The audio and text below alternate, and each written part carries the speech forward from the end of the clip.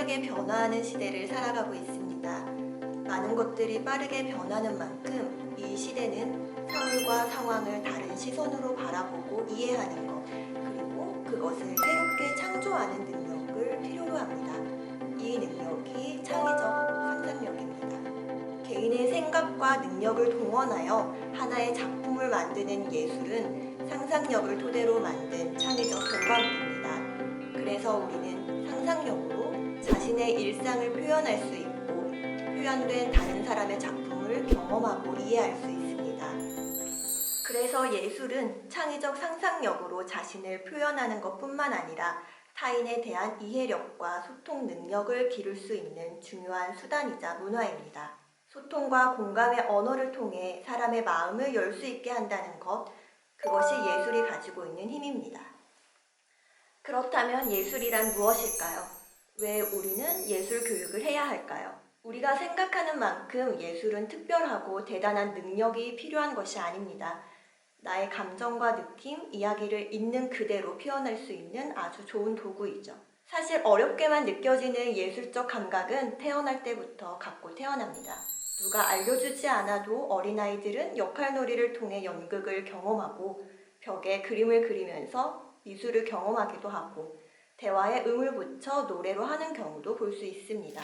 이렇게 우리는 자신의 내면적 감각을 표현하고 다른 사람과 소통하는 예술가였습니다.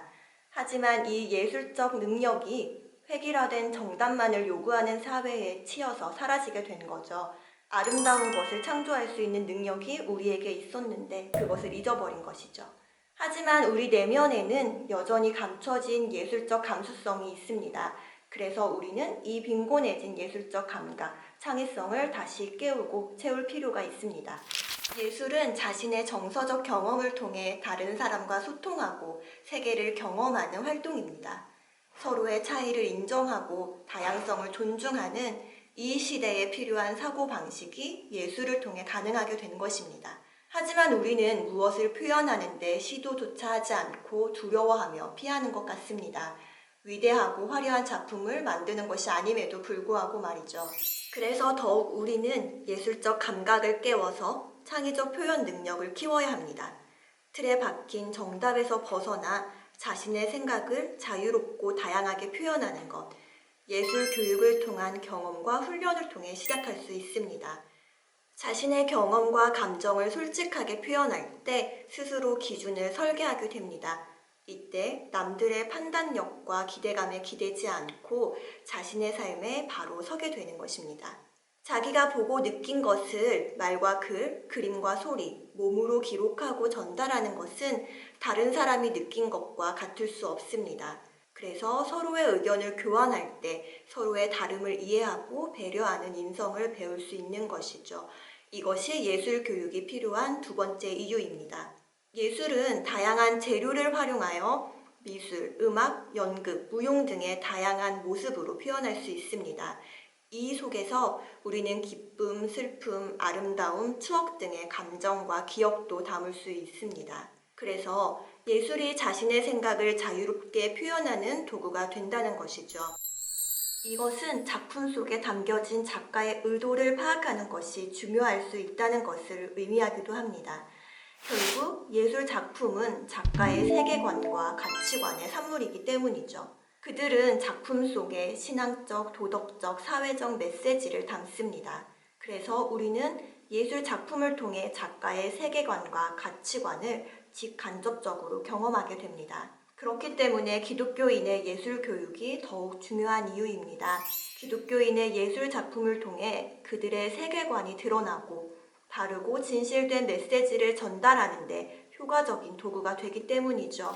우리를 창조하신 하나님을 높이고 그 메시지를 전달하는 도구가 충분히 되는 것입니다.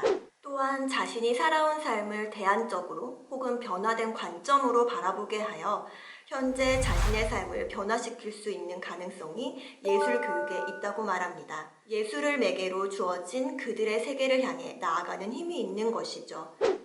보엠을 통해 아프리카에서 예술 교육을 진행한 적이 있습니다. 짧은 기간 동안 열심히 수업했습니다. 그럼에도 아주 기초적인 부분밖에 알려줄 수 없었죠.